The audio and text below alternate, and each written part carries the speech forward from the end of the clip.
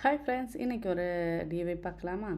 இன்றைக்கி பார்த்தீங்கன்னா வீட்டில் வந்து கொஞ்சம் பாட்டில்ஸ்லாம் நிறைய இந்த வாட்டர் பால்ஸ் எல்லாம் சேம் ஈக்குவல் சைஸில் இருந்துச்சுனால நான் வந்து இந்த பாட்டில் சைஸ் பார்த்தீங்கன்னா கரெக்டாக வந்து ஏதாவது பிளான்ட் வளர்க்குறதுக்கு கரெக்டாக இருக்கும். அதுவும் முள்ளங்கி செடி வச்சு இதில் வந்து ஒன்று ஒன்று சீட் போட்டு வளர்த்தா நல்லாயிருக்குமேன்னு தோணுச்சு.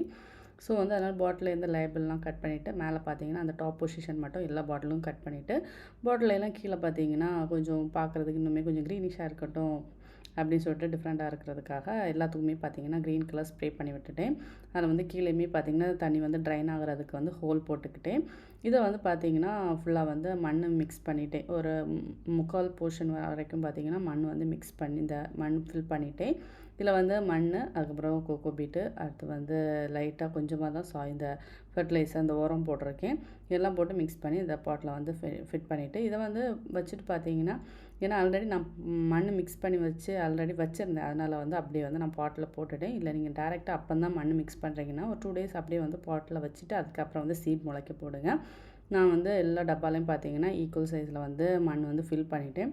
இதில் வந்து நான் முள்ளங்கி சீட் தான் எடுத்திருக்கேன். அதில் வந்து ஒவ்வொரு பாட்டிலையுமே பார்த்தீங்கன்னா 2 சீட் போட்டு வைக்க போகிறேன்.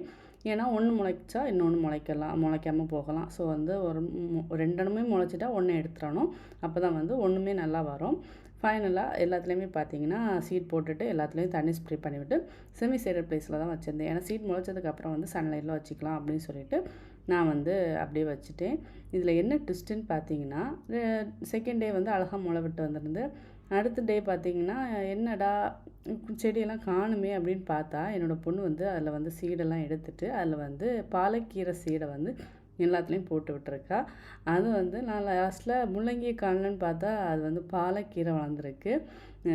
ஏதாவது ஒன்று அதில் வந்து வளர்ந்துருக்கு. அது வரைக்கும் ஹாப்பின்னு நினச்சிட்டு நானுமே அதுக்கு வந்து அதை வந்து மெயின்டைன் பண்ணிகிட்ருந்தேன்.